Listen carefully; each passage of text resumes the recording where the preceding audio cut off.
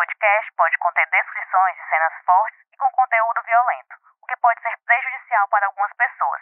Recomendamos cautela para pessoas sensíveis ao tema.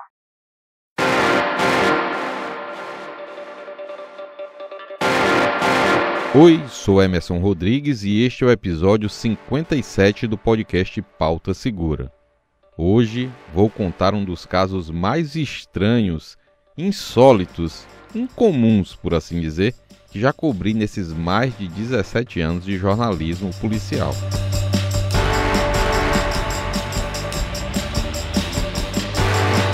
Tudo começou com a descoberta do corpo de uma mulher no dia 11 de agosto de 2009. Ela estava dentro do carro dela, na localidade de Tabuleiro Grande, em Caucaia. Ao fazer os primeiros levantamentos, os policiais descobriram que o corpo era da vendedora de carros importados Lidiana Severo de Oliveira, de 32 anos. Eu cobri a descoberta do corpo. A mulher estava sumida e o caso estava sendo investigado pela Divisão Antissequestro da Polícia Civil do Ceará, a DAS. Na época, a DAS era comandada pelo delegado Andrade Júnior, que depois viria a ser delegado-geral. Inicialmente, a polícia trabalhava com duas hipóteses: a de um latrocínio, que é como se chama o roubo seguido de morte, e a segunda hipótese era de uma execução. Mas logo nas primeiras horas de investigação, surgiu uma nova linha, essa considerada estranha, como foi citado na matéria da prisão do então suspeito do crime.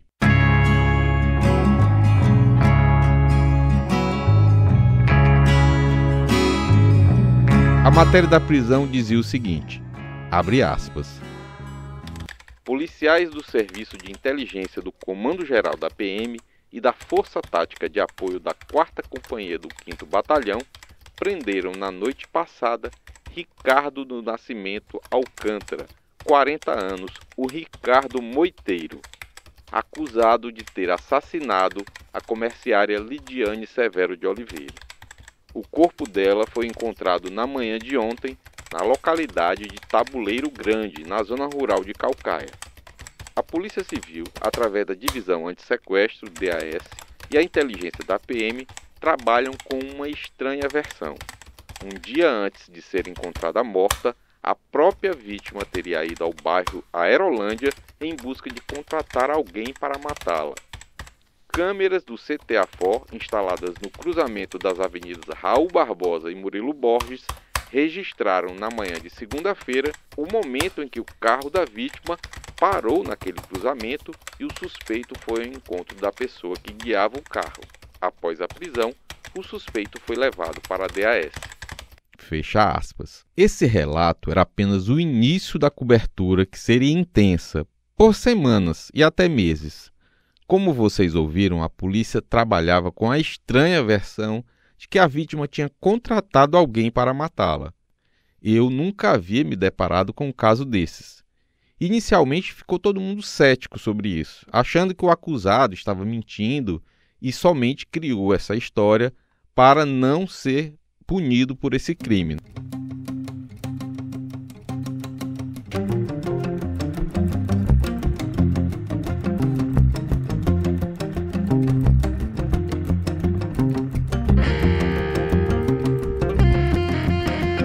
Na manhã do dia 11 de agosto de 2009, foi encontrado lá o corpo de uma jovem no interior de um veículo tipo Corolla, e nós fomos designados em que pese estávamos à frente da Delegacia de Antissequestro, da Divisão Antissequestro, mas o então delegado-geral, Dr. Dantas, nos designou para ir ao local e esteve, inclusive, também no local conosco. E realmente era um corpo de uma jovem, um disparo de tiros na cabeça, e iniciou a investigação para saber qual a situação daquela, primeiramente identificar a vítima. Depois a gente identificou, ela era funcionária de uma empresa, de uma concessionária de veículos, e tinha uma casa, na casa de praia na Taíba. Isso na manhã do dia 11 de agosto, o crime teria ocorrido na madrugada ou na noite anterior. No mesmo dia que foi encontrado o corpo, uma equipe de policiais militares que trabalha ali nas imediações ali da Rogaciano Leite, ali esquina com Murilo Borges, onde funcionava no passado. Hoje temos um girador ali, né? Antes não tinha, já tem um autopeças Cordeiro. Eles tomaram conhecimento através dos vendedores ambulantes de que no dia anterior aquela mulher que estava aparecendo nas imagens do corpo foi veiculado nos órgãos de imprensa, aquela mulher tinha estado realmente lá no local por volta de meio-dia do dia 10 e que ela estaria, abre aspas, querendo contratar uma pessoa para matá-la, entendeu? E pagaria o valor de R$500 e ainda um notebook para quem tivesse interesse. Tivemos os depoimentos de alguns vendedores ambulantes lá que confirmaram realmente essa tese. E a pessoa do Ricardo, que era conhecido na época como Ricardo Moiteiro, ele disse que aceitava e entrou no carro da moça e saiu. Certo? Então, a história que a PM recebeu foi essa e já conseguiu efetuar a prisão do Ricardo e conduziu lá para a divisão de sequestro. Esse que você acabou de ouvir é o delegado Andrade Júnior, que na época era diretor da divisão antissequestro da Polícia Civil. A matéria assinada por mim sobre o primeiro depoimento dizia o seguinte, abre aspas, não matei para roubar, matei porque ela me pagou. Dei 2 tiros nela, ela me pagou com o computador, R$500 e me deu também a arma do crime, um revólver. Não estou arrependido. A declaração, com frieza, partiu do homem acusado de ter assassinado a comerciária Lidiana Severo de Oliveira, 32, cujo corpo foi encontrado na manhã de terça-feira passada dentro de seu carro importado numa estrada de terra na localidade de Tabuleiro Grande, em Caucaia. Durante toda a noite de terça-feira passada e a madrugada de ontem, Ricardo do Nascimento Alcântara, o Ricardo Moiteiro, prestou depoimento aos delegados Andrade Júnior e Antônio Pastor, da Divisão Antissequestro. Ele foi localizado depois de uma investigação sigilosa comandada pessoalmente pelo tenente-coronel Ronaldo Viana, chefe da inteligência do Comando Geral da Polícia Militar. Fecha aspas. Na matéria, eu também citei que na hora da prisão, os policiais encontraram com o Ricardo a arma do crime, uma quantia em dinheiro, que eles não informaram, e o celular da vítima. Os inspetores encontraram também, em uma casa na comunidade Favelinha, no Lagamar, outros objetos que pertenciam à Lidiana, um notebook, um relógio, um colar, um par de brincos e anéis.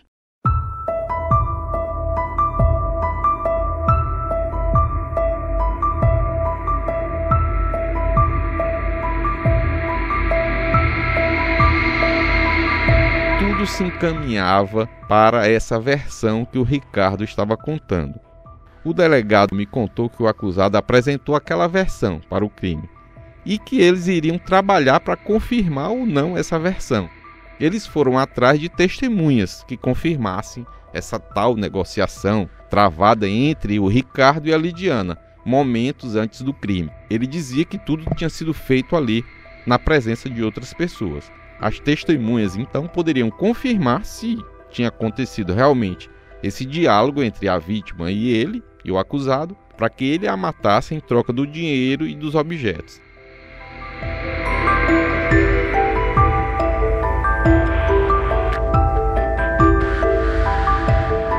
Com o Ricardo preso, ele sustentou essa história de que teria estado com ela quando ela chegou lá nas imediações da Autopeças Cordeiro, teria estacionado o veículo, teria ficado conversado com os flanelinhas e disse que queria alguém para tirar a vida dela. Ele disse que nem mesmo acreditou nessa história, mas disse que aceitava, entrou no carro e foi embora. Então nós nos valemos, Emerson, do sistema de monitoramento que existia na rua, o sistema de trânsito, e realmente a gente conseguiu identificar o veículo lá da vítima parando ali nas imediações da Murilo Borges com Raul Barbosa. Realmente alguns vendedores ambulantes chegaram ao lado do carro dela e a gente percebe claramente um indivíduo que ingressa no veículo e ele sai. E ficou realmente comprovado que a pessoa que ingressou nesse veículo foi justamente o Ricardo, conhecido como Ricardo Moiteiro, que é o Ricardo do Nascimento Alcântara. Diante desses fatos, ele já vem ingressado no veículo, dele ter sido preso com a arma que foi utilizada no crime, e dele estar com pertences da vítima, aí nós já fizemos o auto de prisão em flagrante e demos continuidade às investigações. No dia posterior ao flagrante, nós ouvimos a companheira do Ricardo, que era a Eliette Alves de Souza.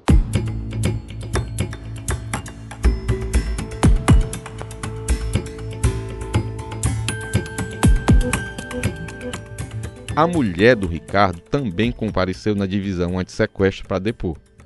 Ela confirmou a versão do marido e disse que tinha falado com a vítima por telefone momentos antes da morte. Ela contou assim para nossa reportagem, abre aspas: "Sei que meu marido matou aquela mulher, ele mesmo me disse, mas quero mostrar que ele não é um bandido, nunca tinha sido preso. Ela pediu para ele fazer aquilo." Fecha aspas. A mulher mostrou no celular dela as duas ligações recebidas na noite do crime, uma às 19h27 e outra às 20h39. Segundo ela, o número que aparece era o do celular da vítima. Ela contou assim pra gente, abre aspas: "Na primeira ligação, o Ricardo disse que ia fazer uma coisa, mas não tinha culpa, e passou o telefone para a mulher. Ela me disse: 'Olhe, o seu marido vai fazer, ele não tem culpa. Acredite em mim,' e desligou." Fecha aspas. Ela contou isso e disse que a segunda ligação foi feita pelo marido já usando o celular da Lidiana. E ela disse que depois dessa segunda ligação ele só chegou em casa de madrugada.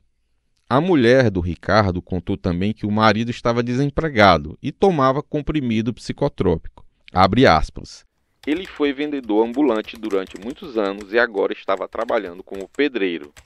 Naquele dia ele foi conversar com uns amigos na Aerolândia. Foi quando a mulher chegou lá."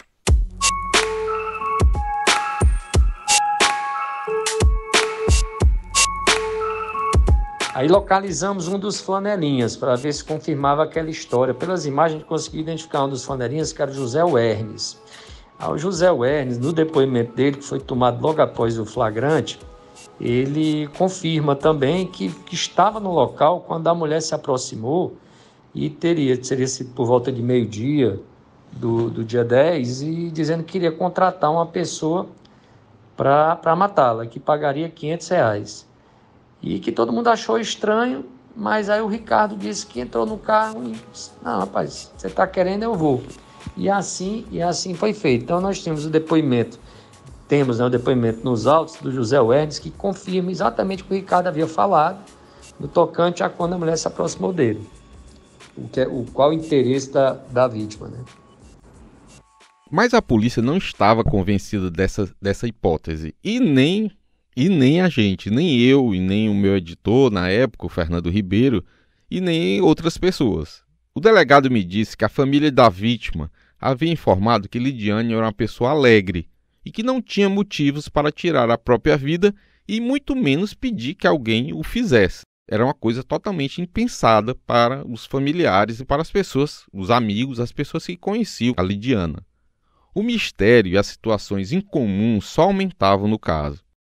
Isso despertava ainda mais a vontade de continuar acompanhando a história. Por isso, eu fiquei quase que diariamente indo até a divisão antissequestro e falando com os delegados, o delegado Pastor e o delegado Andrade Júnior, para saber das novidades, para saber dos depoimentos, e as matérias continuavam seguindo a investigação. No primeiro momento, os policiais se debruçaram sobre a versão do acusado, de que o Ricardo havia sido contratado pela vítima para matá-la, em troca dos R$500 e do notebook.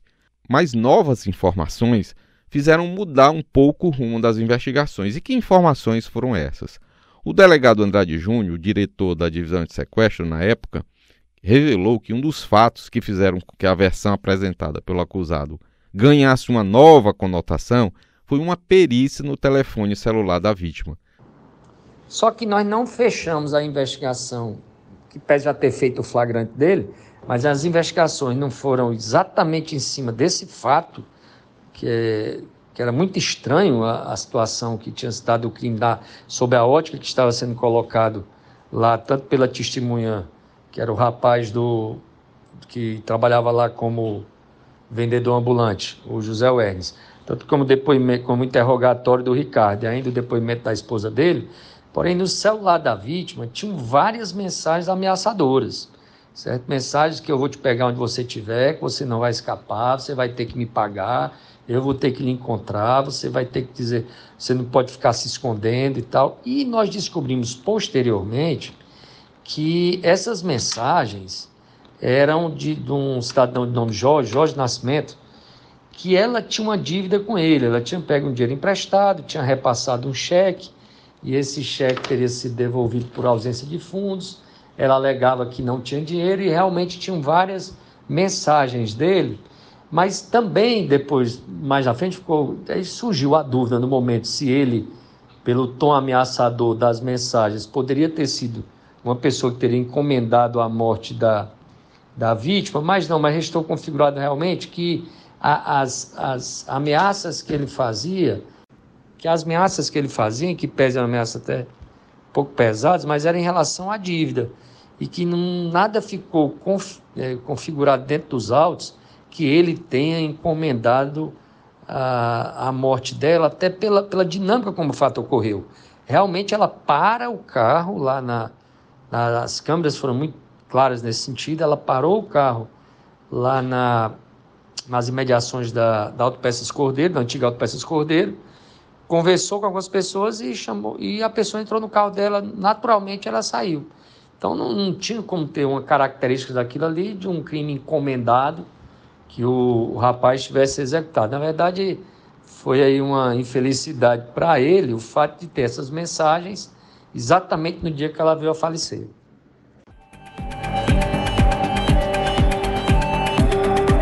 Quando ele falou isso, essa informação da perícia, a gente fez uma matéria, gerou assim uma novidade, uma coisa que ninguém aguardava. Já estava começando todo mundo a acreditar naquela versão. Mas essa perícia no telefone da vítima mudou um pouco a situação. A outra informação era de que a numeração da arma do crime teria sido adulterada para atrapalhar as investigações. Essa arma mesma que tinha sido apreendida lá com o Ricardo.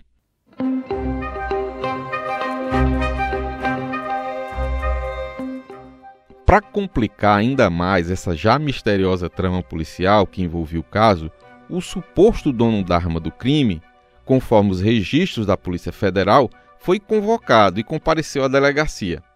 Mas, para a surpresa dos policiais, ele chegou na delegacia com outra arma, com os mesmos números da arma apreendida com o acusado. Isso aí indicava que, se não houve um erro de fabricação, a arma apreendida com o Ricardo teve a numeração adulterada. E foi essa informação que fez com que a polícia acreditasse que, se a pessoa se deu ao trabalho de mudar a numeração da arma, havia mais coisas por trás dessa morte e não apenas essa coisa simplória, como o Ricardo tinha dito, que foi contratado pela Lidiana para matá-lo, né? Quando nós mandamos periciar a arma, que puxamos a numeração da arma, a arma dava em nome de uma outra pessoa, de nome Sérgio Ricardo Pinto Fonseca. Esse Sérgio Ricardo se apresentou e realmente ele possuía uma arma com a mesma numeração e apresentou a arma, mostrou a arma na delegacia, que era uma arma que tinha as mesmas características com a mesma numeração. Então ficou uma dúvida até que ponto teria sido uma numeração, teria sido feita a numeração para despistar a origem da arma, mas isso aí também logo a gente descartou pelo fato que a pessoa que fosse praticar o crime, se quisesse tomar esse viés de não ser rastreado pela arma, não iria se dar o trabalho de numerar a arma dela com a numeração, com a outra mesma numeração. A bem da verdade, restou configurado que houve uma numeração equivocada, depois a gente conseguiu confirmar que existia um lote de armas da mesma natureza que a numeração veio dobrada, porque caso a pessoa quisesse ocultar a arma, bastava raspar a numeração da arma, inclusive coisa que era muito comum na década de 2000, os bandidos sempre usarem arma com numeração raspada. Então restou confirmado realmente que esse rapaz que tinha arma no nome dele, a arma realmente dele existia. Essa arma que foi apreendida não tinha nada a ver com essa pessoa que tinha a arma registrada no nome dele. O depoimento de Ricardo na época, era convincente, segundo os policiais que a gente conversava sobre a investigação. Ele contou o seguinte na polícia, abre aspas. Depois de entrar no carro, um pouco mais à frente, a vítima mostrou um revólver, um notebook e R$500, dizendo que para ele conseguir estes objetos, era necessário que ele a matasse. Eles seguiram o caminho e já em Caucaia, a vítima parou o veículo em um matagal, próximo a uma pedreira, e lhe deu o revólver mandando que o interrogado atirasse, para que o mesmo ficasse com os objetos mencionados acima. Que a vítima continuou mandando que ele atirasse, porém o interrogado não teve coragem e pediu que ela retornasse para Fortaleza, que devido à boa conversa da vítima e ele estar alcoolizado, o interrogado foi induzido a cumprir o acordo. Fecha aspas. Para a mulher do Ricardo, o fato dele ter consumido bebida alcoólica durante o dia em que esteve com Lidiane pode tê-lo encorajado a praticar o assassinato. Ela disse que ele só tomava os comprimidos quando estava deprimido, mas nunca bebia nessas situações. Durante as investigações, a polícia descobriu que o homem, o Ricardo, não havia conhecido a Lidiane no dia da morte só, mas já havia trabalhado numa reforma da casa dela, uma casa de praia, e os policiais descobriram isso. E descobriram também que a vítima estava com problemas financeiros. E isso poderia ter sido o fator motivador para ela ter contratado o Ricardo para matá-la. O delegado Andrade Júnior contou para a nossa reportagem como foi essa investigação. Vamos ouvi-lo. Outro depoimento também, Emerson, que foi fundamental no fato de que a gente percebeu que a história realmente, por mais estranha e por mais inusitada que pudesse parecer, do fato da contratação de alguém para praticar o crime contra a minha pessoa, se deu também com o depoimento da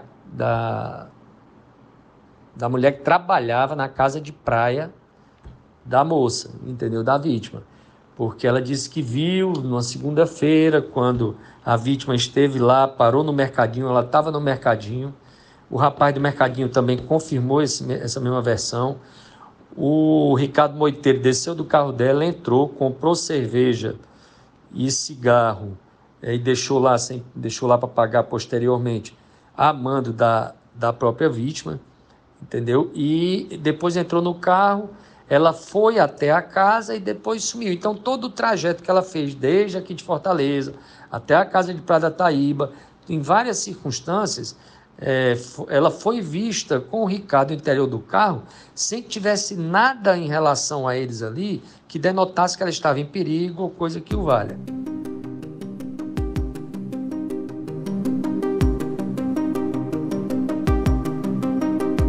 Após ouvir várias pessoas, a polícia concluiu o inquérito. Então, do começo da ocorrência, quando nós pegamos até o final, por óbvio, a gente iniciou a investigação pelas circunstâncias do flagrante que foi feito, que ele foi encontrado com pertences da vítima, com o crime até de latrocínio, entendeu? Um roubo seguido de morte. Porém, quando a gente aprofundou as investigações, realmente restou comprovado que o que havia ocorrido era um homicídio. Tanto que ele foi denunciado por homicídio e condenado por homicídio qualificado. Tá? Então, ele foi condenado por homicídio qualificado porque no final das investigações foi a conclusão que nós chegamos, que foi corroborado pelo Ministério Público. Na época, o doutor Ricardo Rocha era o promotor de justiça da vara que ficou à frente do caso, a promotoria que ficou à frente do caso, e ele veio a ser condenado justamente por 121 qualificado. E foi por homicídio que ele foi julgado lá no Fórum de Caucaia. Durante o julgamento, a defesa do Ricardo alegou que ele matou a mulher sem saber que era crime. Como assim? Porque ela havia pedido para morrer. Aí o Ricardo achava que, como ela tinha pedido, ele estava só cumprindo o que ela pediu e não aconteceria nada com ele. Ele não seria punido por isso. Mas os jurados não aceitaram essa tese e no dia 12 de abril de 2012, 3 anos depois do crime, ele foi julgado e condenado a 17 anos de prisão.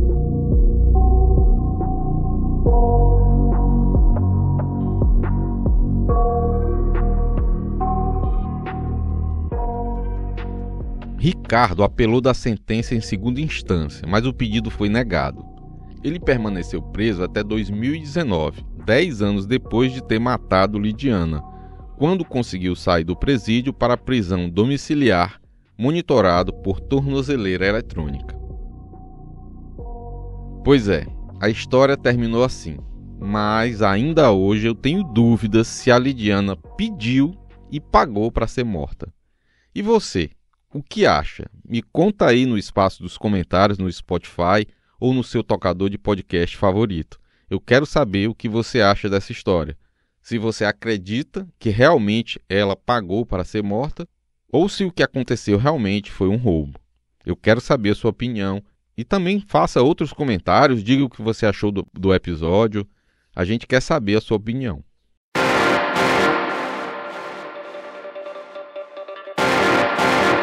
Este foi o Pauta Segura, seu podcast semanal sobre os bastidores das principais reportagens sobre segurança que você leu ou lê no Diário do Nordeste. Siga o nosso podcast na plataforma de áudio da sua preferência ou no YouTube do DN. Compartilhe com parentes, amigos. Também peço que você deixe o seu comentário e avalie o nosso programa. Se você tiver qualquer sugestão, crítica, dúvida ou foi citado e quer direito de resposta, envie um e-mail para podcastpautasegura@svm.com.br. Esse podcast foi produzido e roteirizado por mim. Eu também fiz a edição de áudio, a voz da abertura da repórter Tatiane Nascimento. A supervisão do conteúdo é do Alan Barros, da Aline Conde e da Giovana Rodrigues. A coordenação de núcleo é da Karine Zaranza e a gerente de jornalismo é a Ivila Bessa. Espero vocês para conhecer os bastidores de mais uma grande reportagem aqui do DN. Até semana que vem.